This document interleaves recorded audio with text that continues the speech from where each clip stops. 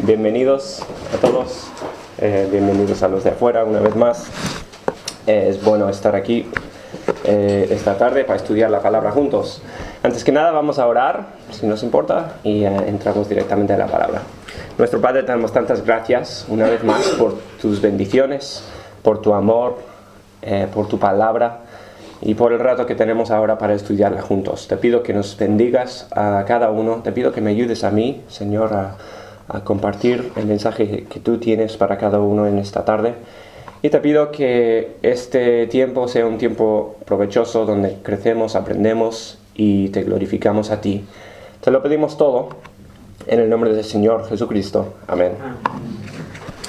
Muy bien, pues ya leímos en Miqueas el pasaje, pero esta tarde, Dios mediante, vamos a mirar en un poco de detalle una de las profecías más conocidas o igual más famosas del nacimiento del Señor Jesús, el que leímos en Miqueas.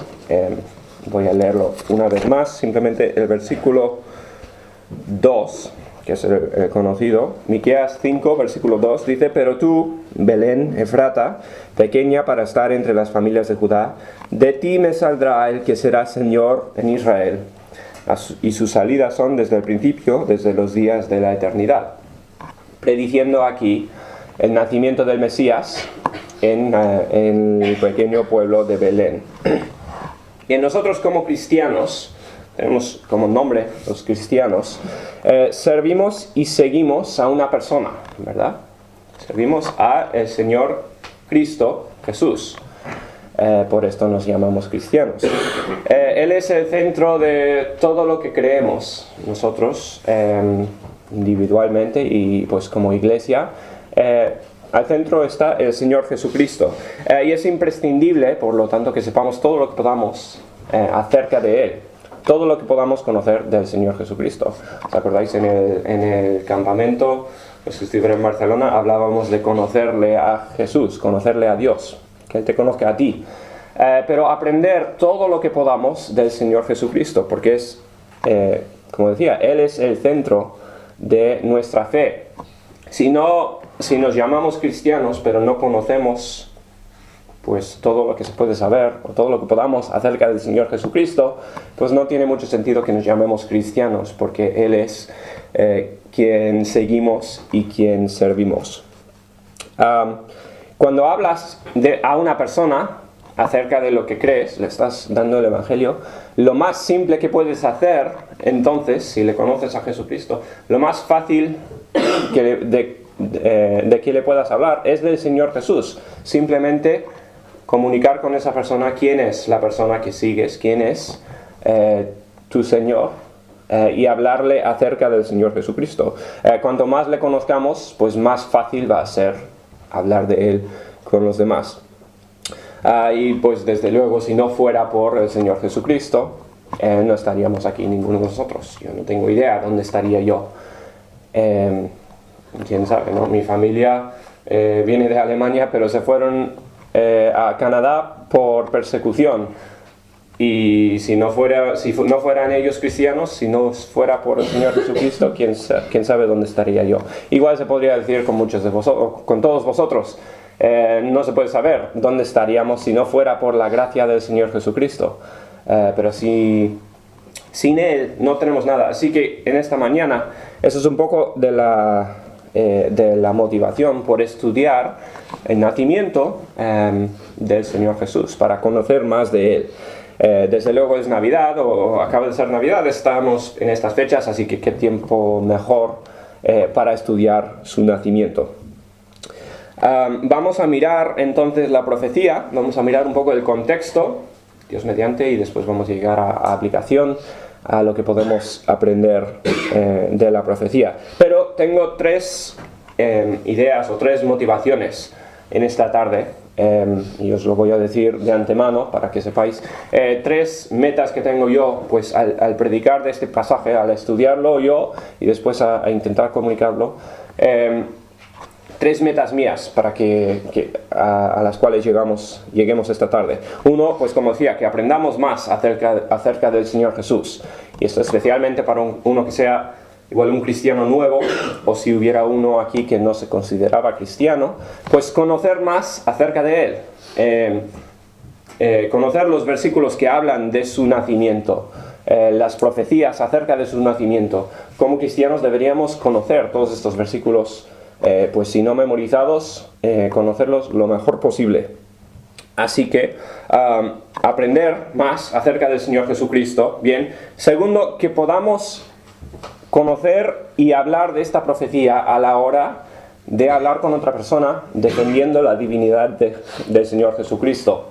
Hace tiempo la gente en esta cultura, por Europa, creían la mayoría que Jesucristo era alguien especial, quien era divino. Igual no le creían como Salvador, pero entendían que Jesucristo era más que una persona. Eso por lo que entiendo, por lo menos. Claro, no tengo los años yo para haberlo experimentado. Pero hoy en día no. Hoy en día hablas con alguien y Jesucristo fue no más que una persona normal y corriente. Algunos pues piensan bien de él, otros piensan mal de él.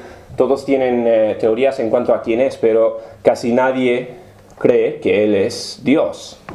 Bien, así que cuando hablas con una persona, ver profecías clarísimas enseñadas 700 años antes de Cristo, que se cumplen perfectamente en el Señor Jesucristo, esto es una buenísima forma de hablar de alguien acerca de la divinidad de Jesús. Así que un poco de apología, creo que sería algo práctico que podemos aprender en esta tarde.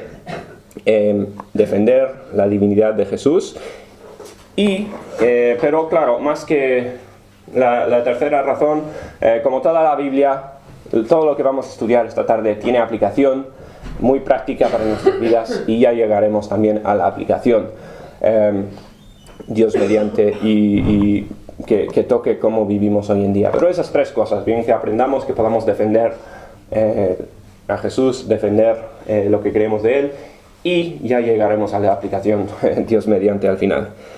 Vamos a hablar de Miqueas, desde luego, aquí en el capítulo 5, pero antes tenemos que recordar un poquito quién es el Mesías. Los judíos tenían mucho contexto cuando se hablaba del Mesías. Cuando Miqueas hablaba acerca de esta persona, el prometido, los judíos ya tenían muchísima historia de haber escuchado de esta persona. Y antes tenemos que enfocar un poquito en quién era la persona del Mesías. Esta tarde vamos a ir a muchos pasajes, o voy a leer muchos pasajes diferentes, y no tenéis que ir a cada uno. Voy a mencionar las citas y los tengo aquí escritos, así que no vamos a tomar tiempo para ir a cada uno. Pero rápidamente vamos a resumir un poco el contexto de los judíos en cuanto al Mesías. En Génesis 3:15, Dios habló por primera vez de la promesa de un Salvador. En Génesis 3, inmediatamente después de la caída del hombre, del pecado de Adán. Dijo Dios: y pondré enemistad entre ti, hablando a la serpiente, a Satanás, y la mujer, y entre tu simiente y la simiente suya. Este te herirá en la cabeza, y tú le herirás en el calcañar. Muy bien, el primer momento, cuando se prometió un Salvador. Claro, este es el primer momento en la historia humana donde se necesita un Salvador. Bien, antes del pecado de Adán y Eva, no hubo ningún problema, no hubo necesidad de un Mesías, porque la creación era como Dios lo había hecho, era perfecto, no había pecado, no había muerte, no había dolor, y era como debería ser. Claro, después del pecado hubo ya un problema, se rompió la creación de Dios, entró la muerte a través del pecado del hombre, y ya hubo un problema que se tenía que solucionar. Aquí Dios da por primera vez la promesa de uno que vendrá, romperá el poder de Satanás, y al final acabará con Satanás y con lo que había traído él al mundo. Iba a ofrecer la forma de arreglar la relación entre el hombre y Dios. Esa es la primera promesa en cuanto al Mesías. Quien todo judío conocía esa promesa. Estaban esperando que viniera la simiente de Eva, esta persona prometida. Bien, la próxima cosa grande que establecer es, bueno, que acontece es la nación de Israel. Llegamos a los más o menos 2000 años antes de Cristo y tenemos a Abraham, Isaac, Jacob y se establece la nación de Israel. En Génesis 22, versículo 18, dice Dios: en tu simiente serán benditas todas las naciones de la tierra por cuanto obedeciste a mi voz. Está hablando a Abraham y sigue con la promesa de un Salvador, el que vendrá a arreglar el problema en todo el mundo. Pero dice, en tu simiente, hablando ya de la nación entera de Israel, dice que será bendita toda la tierra, por cuanto obedeciste mi voz.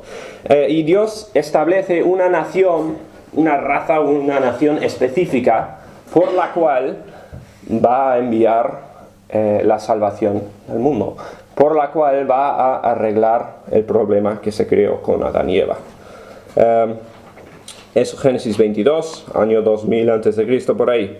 Bien, un rato después tenemos la ley de Moisés. Bien, Dios le saca a los judíos de Egipto, les da la ley en el 1445 por ahí.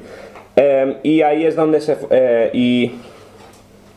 y ahí vemos pues expresado claramente lo correcto, lo malo, lo que espera Dios del hombre.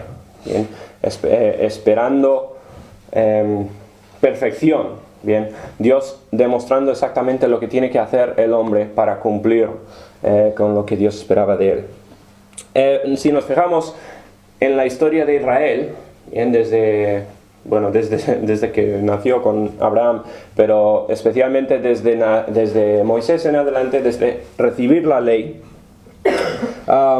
siempre está en guerra la nación de Israel. Bien, ya con la promesa de Abraham, ¿cuál era el motivo por separar a la nación de Israel? ¿Por qué escogió Dios a un pueblo? Muchas veces igual pensamos que Dios escogió un pueblo para sí, para bendecir a ese pueblo, y como que dejó aparte todo el resto del mundo. Pero eso no es la promesa que Dios le dio a Abraham. Dios le prometió que Israel, esa nación, a través de esa nación vendría la bendición a todo el mundo. Dios escoge una nación, y si os acordáis, la semana pasada vimos en Juan 15 un poco de lo mismo, pero escoge una nación para presentarle a Dios a todo el resto del mundo. Y por eso les da la ley, para que ellos cumplan la ley y demuestren lo que Dios quiere para el mundo. Los judíos tienen la responsabilidad, con la ley de Moisés, de demostrar al mundo quién es Dios y qué es lo que espera Él. Pero, como decía, desde que se forma la nación, Israel está siempre en guerra. Y siempre yendo de lucha en lucha.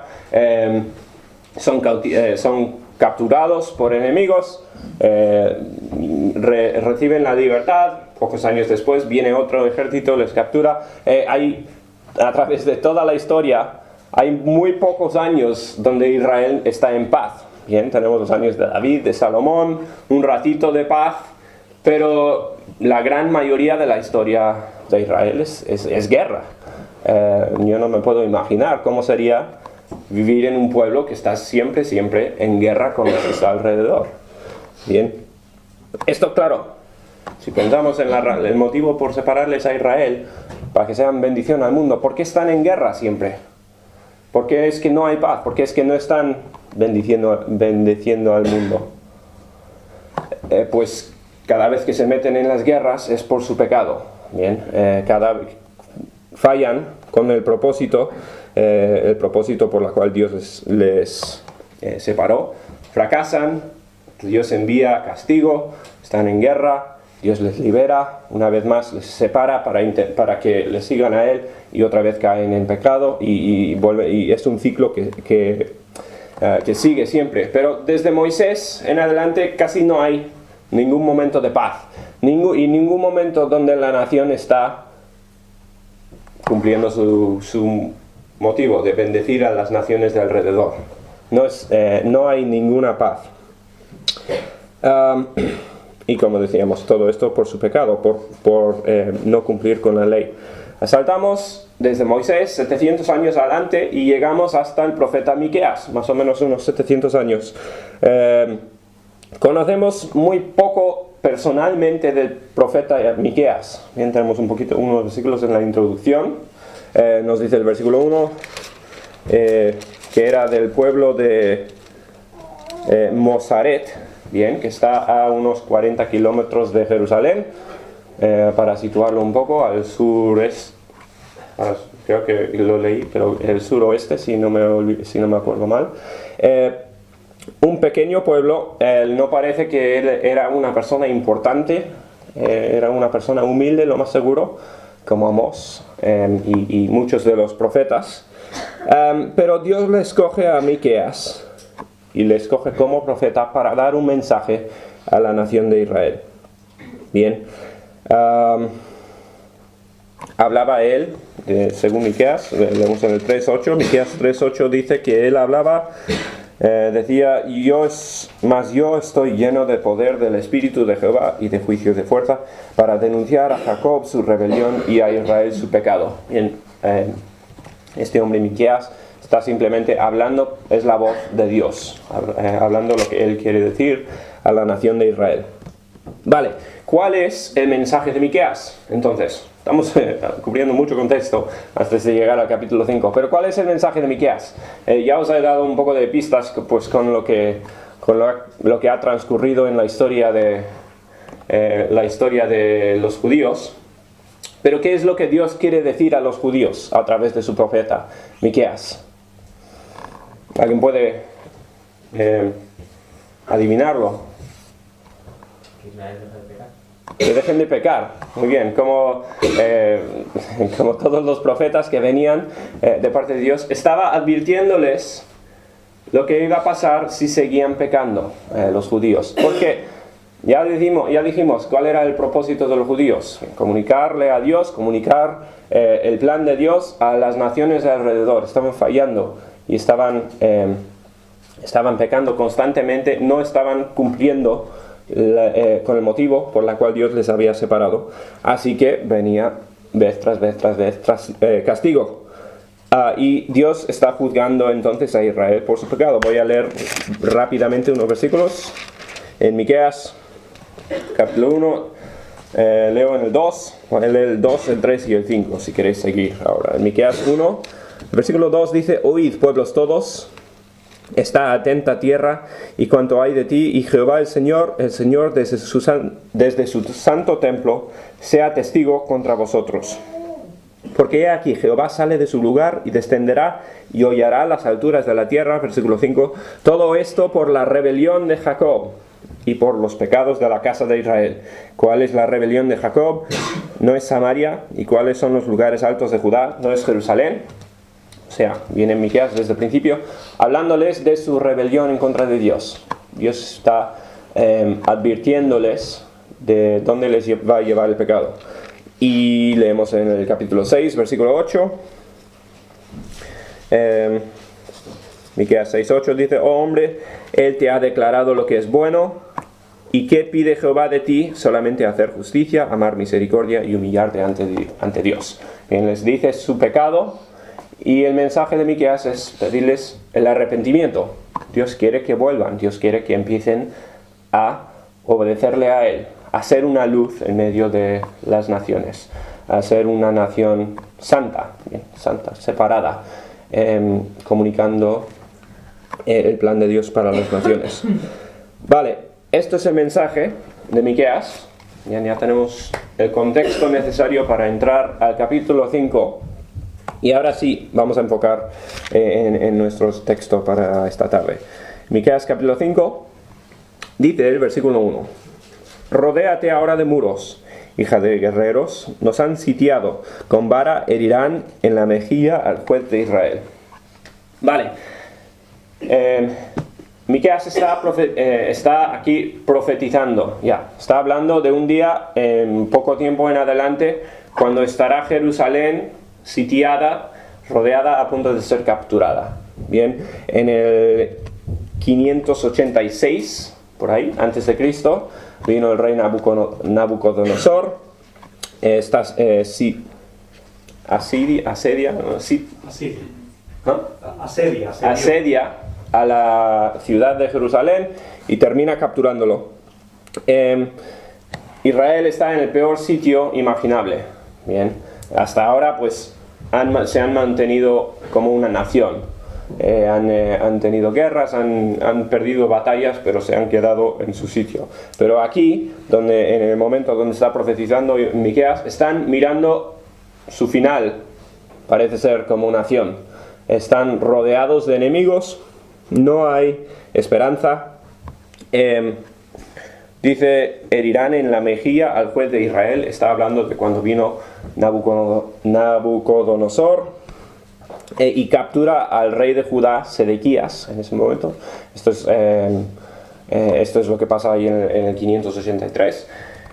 Y desde eso, y eso es el final de Israel, la nación geográfica en Judá, Israel, en la tierra prometida. De ahí son capturados, son llevados hasta Babilonia como captivos, los que no fueron matados. Y esto es el contexto, entonces, o sea, es el cuadro que pinta Miqueas. Viene hablando de, en pocos años adelante, lo que va a pasar como consecuencia de su pecado, como consecuencia para los judíos. Bien, están en el peor sitio imaginable, pero en el versículo 2 hay esperanza. Volvemos, dice, pero tú, y aquí tenemos el versículo, pero tú, Belén Efrata, pequeña para estar entre las familias de Judá, de ti me saldrá el que será Señor, líder. Señor es el que dirige la nación. Bien, de ti saldrá el que será Señor en Israel, y sus salidas son desde el principio, desde los días de la eternidad. Bien, esperanza. Belén Efrata es el pueblecito que conocemos hoy en día como Belén, cerca de Jerusalén, donde nació David, de donde era la familia de David.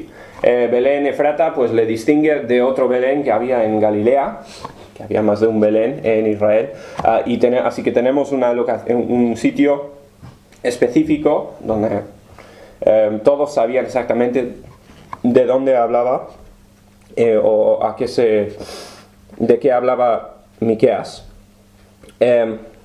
Un pueblo pequeño entonces, conocido en Israel, dice que de este pueblo humilde saldrá el Señor, el líder de Israel, bien, el Mesías, podríamos decir, el Cristo.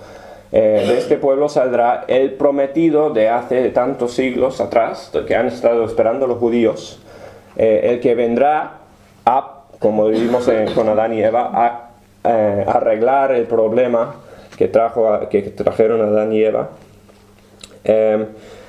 Este Mesías saldrá de este pueblecillo, que conocen todos, el pueblo de Belén. Dice el que es eterno, el que estuvo al principio antes de la creación, el que estará al final, después de que termine la historia, el que es eterno, o sea, divino. Le está diciendo que esta persona que vendrá de Belén es Dios. Bien, es el Mesías, que es divino. Bien, esto lo conocían los judíos. Esto era más profecía acerca de el Cristo o el Mesías. Pero claro, lo nuevo aquí que es el pueblo de Belén. Es donde es el único sitio en la Biblia donde se predice de dónde saldría exactamente el Mesías en el futuro.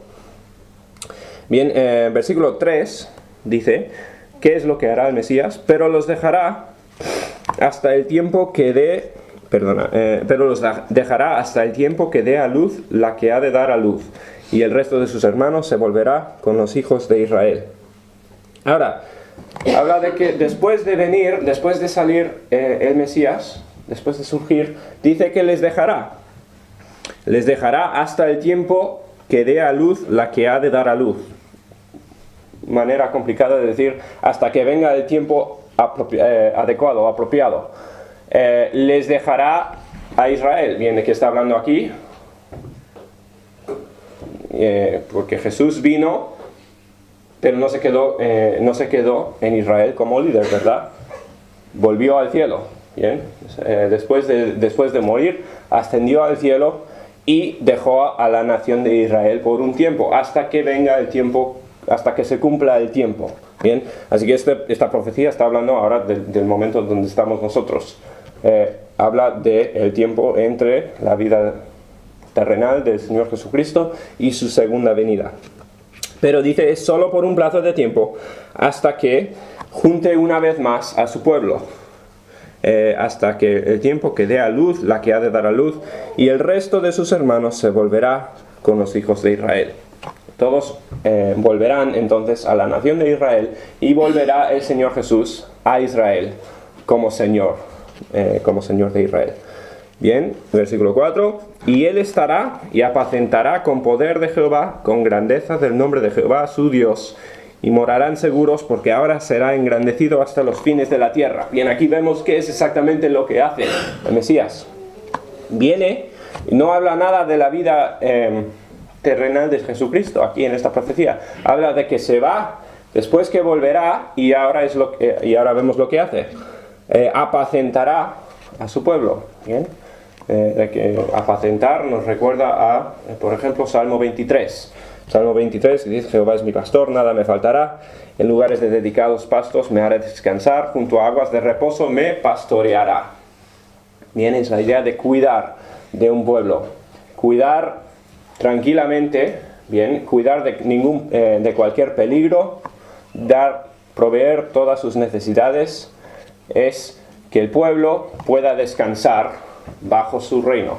Bien, no está hablando de un rey que impone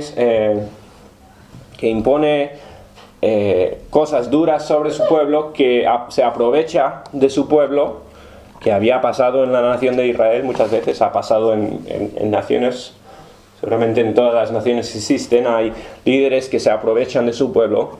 Esto no es el Mesías. Bien, el Mesías viene a pastorear, a cuidar perfectamente de su nación. Y dice, será engrandecido hasta los fines de la tierra. Bien, no está hablando, el Mesías no va a pastorear solamente la nación de Israel, sino que se va a extender a todas las naciones del mundo. Esto sigue exactamente todo lo que se ha dicho hasta ahora con el Mesías. Y lo que se enseñó de Israel. Bien, Israel no es que va a venir el Mesías para ser líder únicamente de Israel, un líder político solo para la nación, sino que va a ser el que trae bendición a todo el mundo. Saldrá de Israel, reinará sobre Israel, pero su reino extenderá a través de todo el mundo. Bien, y será pastor de todo el mundo. Así que la promesa de Mesías es una promesa que nos afecta a cada uno, a ti y a mí, aunque no seamos judíos. Bien, los judíos, hoy en día todavía los ortodoxos, pues piensan que el Mesías es una idea suya, que el que va a venir solo les afecta a ellos porque viene a ser líder de los judíos y establece la nación de Israel. Esto es lo que pensaban también los fariseos, los líderes religiosos en los tiempos de Jesús. Pero vemos que la profecía no habla únicamente de un Mesías, un líder local de Israel. Habla de un imperio mundial, del Señor Jesús gobernando sobre toda la tierra, cumpliendo con el propósito original de la nación de Israel, que es traer bendición a toda la tierra. Así que ahí tenemos la profecía entonces del Mesías, no solo a los judíos, sino a todo el mundo. Y el versículo 5, que solo vamos a leer ahí la primera oración. Me encanta cómo termina la descripción del Mesías, termina la descripción de lo que él hace. Versículo 5 dice, y este será nuestra paz. Ahí termina. Bien, los judíos, como decía, han tenido una historia horrorosa en cuanto a la paz. Bien, no han tenido nada de paz, están siempre en guerra, siempre luchando, siempre sufriendo, son capturados. Pero la venida del Mesías finalmente traerá paz, lo que yo creo que todo judío hoy en día incluso busca más que ninguna otra cosa, la paz. La cosa que nunca han tenido los judíos en toda su historia. Viene la promesa del Mesías, es la promesa, al fin y al cabo, la promesa de la paz. Paz es un momento donde no hay conflicto, ¿verdad? La paz es la ausencia de conflicto. Y desde Edén, desde que entró el pecado al mundo, nunca ha habido paz entre el hombre y Dios. Se rompió la paz. Bien, hubo paz en Edén, cuando Dios anduvo con Adán y Eva. Hubo comunión perfecta, y eso era la paz. Pero cuando se rompió eso por causa del pecado, desde entonces no ha habido paz entre Dios y su creación. Hemos estado siempre en guerra contra Dios. Dios prometió que el Mesías traería perfecta paz. ¿Bien? Él es el que arreglaría todo lo que se estropeó con el pecado en Edén. Bien, y nos acordamos de Isaías 9:6. Esto no es únicamente Miqueas que habla de esto, pero Isaías 9 habla de que el Mesías será príncipe de paz. Conocemos el versículo. Así que todo esto, profecía de un Mesías futuro. Bien, ya dijimos, estamos aquí en el año 730 por ahí, durante el ministerio de Miqueas. 730 antes de Cristo. Vale, pues todo esto es mirar una profecía, y claro, hay cientos de profecías. Es difícil contar exactamente cuántos hay en el Antiguo Testamento, pero normalmente se dice más de 300 profecías diferentes acerca del Señor Jesucristo. Bien, hemos mirado una de esas 300 y pico. Pero estamos hablando de una persona muchos años en adelante que vendrá y cumplirá todo lo que se escribió acerca de él. Bien, pero mirando este pasaje, como dije, ¿cuál es el detalle especial a este pasaje? Es el pueblo de Belén. Bien, tiene enseñanza que la hemos visto, pero es enseñanza que se encuentra en todos en los demás pasajes que hablan acerca del Mesías. Pero la clave, o lo más importante, podríamos decir, de una forma en este pasaje, es el pueblo de Belén. La profecía, en concreto, acerca de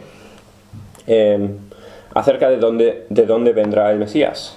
Ahora, os hago la pregunta, y no tengo yo del todo la respuesta, pero os hago la pregunta, ¿por qué escogió Dios este detalle tan específico para compartir, para que lo dijera Miqueas? ¿Por qué es que habló de Belén? ¿Por qué importaba de dónde iba a venir tantos años adelante, de dónde iba a venir el Mesías?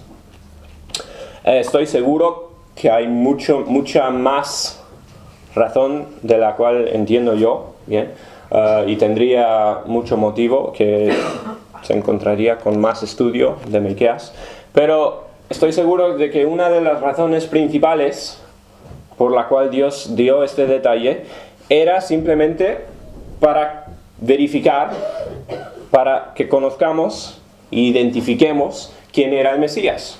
Era para la nación de Israel, que conocieran, para que pudieran identificar al Mesías el día que viniera. Y es para nosotros, mirando desde atrás, para que nosotros podamos saber con certeza perfecta que Jesús es, o que Jesús, cuando nació en Belén, fue exactamente la persona profetizada a través de toda la historia del Antiguo Testamento. Bien, una razón seguro que es esa, verificar quién es el Mesías. Por esto nos da el detalle tan específico. No solo nos dice Belén, sino el Belén específico, concreto, de dónde saldrá Jesús, o de dónde saldrá el Mesías. Y bueno, como decía, era una prueba tanto para los judíos en los días de Jesús, para que pudieran ver que Él era el Mesías, y es una prueba para nosotros hoy en día. Bien, así que tenemos un detalle como decía, más de 300 detalles acerca del Mesías, promesas acerca del Mesías en el futuro. Pero tenemos uno aquí. Después venimos al Nuevo Testamento, y rápidamente vamos a Lucas. Falta tiempo. Ya nos acordamos, ¿verdad? Bien, el problema, llegamos a María y José, los que son escogidos por Dios para ser los padres del Señor Jesucristo.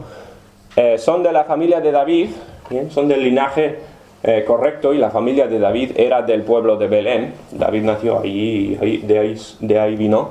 Pero claro, ¿dónde viven ellos? Viven en Nazaret, que está al otro lado de Israel. Pero de ninguna forma es una complicación, un problema para Dios. Dios organiza todo el censo de Augusto César, que es también fascinante estudiarlo, muy interesante, pero organizó todo detalles perfectos para que María y José estuvieran en Belén en el momento en que naciera Jesús. Después se fueron a Egipto y después volvieron a Nazaret porque eran de Nazaret, pero se cumplió a perfección, a rajatabla, la profecía del Mesías en cuanto a el pueblo de donde vendría el Mesías. Se cumple perfectamente. Y claro, todo esto es una prueba para los judíos de que Jesús era quien decía ser, que Jesús era exactamente el Mesías. Y me gustaría pasar más viendo cómo Dios organiza todo esto, porque, como decía Alfredo esta mañana, podemos mirar nosotros, a veces miras tu propia vida y ves cómo es que Dios ha movido cosas, cómo ha hecho Dios milagros en tu propia vida para que llegues a donde estás hoy, o para que te dé una bendición u otra, para que te enseñe una cosa. Podemos mirar y podemos confiar perfectamente en que Dios no tiene ningún problema con los detalles en los cuales vivimos nosotros. Bien, no hay ningún impedimento en tu vida, algo que sea fuera de tu control, que le impida a Dios con su plan para ti. Y esto, si paramos a pensarlo, es motivo de darle gracias a Dios, de descansar en Él, porque es increíble todo lo que hace Dios para que se cumpla su plan.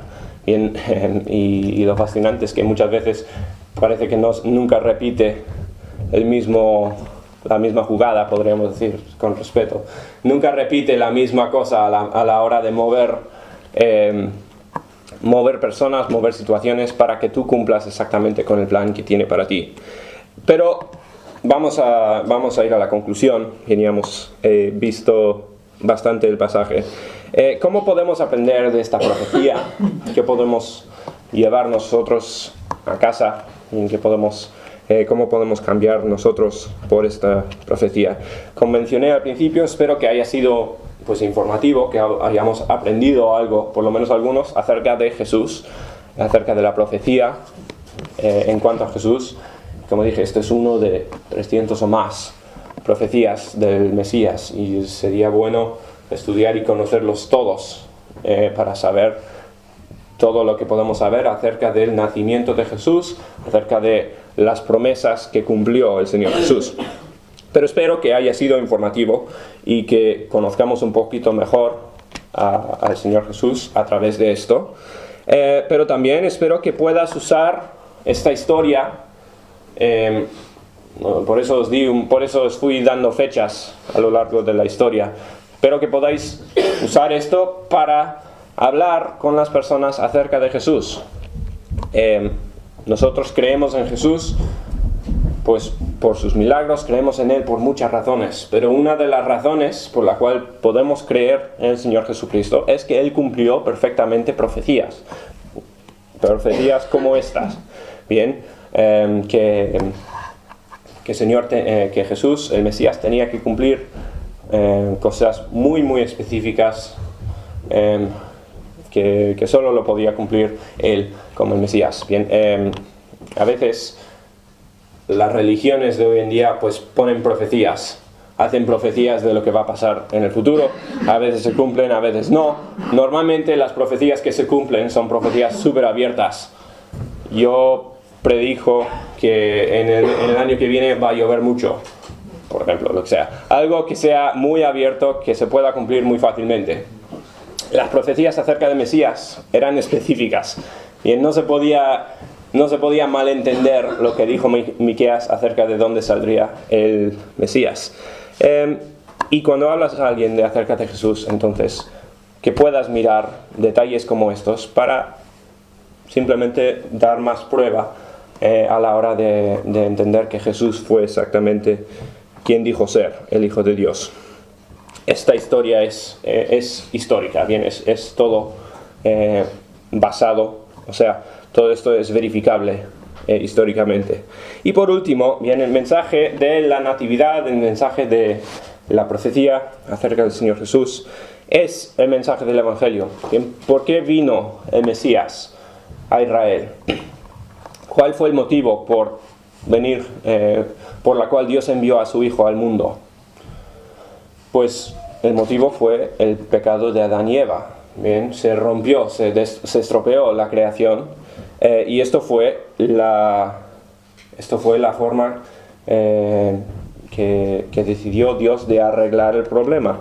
Envió al Cristo, al Mesías, con la promesa de traer paz a un mundo que había perdido la paz. Había perdido la comunión con Dios por su pecado. Y Jesús vino con la promesa de traer paz. Y vimos en Miqueas que toda la promesa acerca del Mesías estaba envuelto en eso, en traer paz tanto a Israel como a las naciones en alrededor. Y mucha de esta paz está por venir, porque el Señor Jesucristo no ha vuelto a establecer su reino todavía. Mucho de esto lo tenemos por delante, por lo tanto debemos estar viviendo en anticipación a la promesa del Mesías, porque todavía no se ha cumplido. Tenemos que estar viviendo nosotros, fijándonos en el día en cuando vendrá el Señor Jesucristo a establecer su reino aquí en la tierra y traer paz a todo el mundo. Juan 14, versículo 3 dijo Jesús: y si me fuere y os prepararé el lugar, vendré otra vez y os tomaré a mí mismo, para que donde yo estoy, vosotros también estéis. Jesucristo, antes de irse, prometió claramente que iba a volver a por sus hijos, sus seguidores. Y nosotros debemos vivir todos en anticipación de esto. Bien, comunicando el Evangelio a todos los que podamos, hasta que vuelva el Señor Jesucristo, y viviendo, siendo santificados poco a poco, viviendo, esperando la inminente, el regreso del Señor Jesucristo, cualquier día, para traer la paz al mundo. Bien, con eso vamos a terminar. Nuestro Padre, te damos tantas gracias por el día, gracias por tu palabra y por la profecía tan específica de Miqueas. Gracias porque nosotros podemos descansar con completa fe en que Jesús es quien dijo ser, y que todo lo que se prometió acerca de Él, que está todavía por delante, todo eso se va a cumplir. Y estamos convencidos de ello por todo lo que ha cumplido ya el Señor de la profecía. Señor, te pido que nos ayudes a cada uno a vivir como debemos estar viviendo, esperando tu regreso, aprovechando el tiempo y compartiendo tu Evangelio con los que están alrededor. Gracias una vez más por la Navidad, gracias por el día en que vino Jesús para salvar al mundo, y gracias por la salvación que nos trajo el Señor Jesucristo. Te lo pedimos todo. Amén.